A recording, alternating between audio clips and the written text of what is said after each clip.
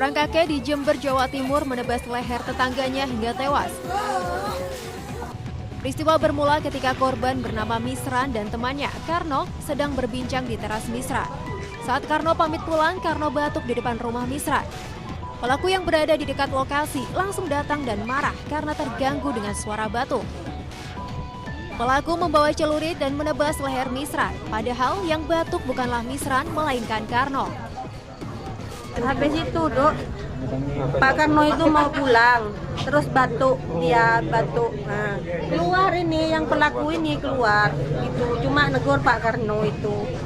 Tidak ada apa-apa, langsung pulang Pak Karno itu ya. Pak Karno langsung pulang, habis itu pas yang pelaku itu langsung bawa Arif ke sini. Tidak ada masalah apa, cuma soal batuk. Temannya yang batuk, bukan suami saya.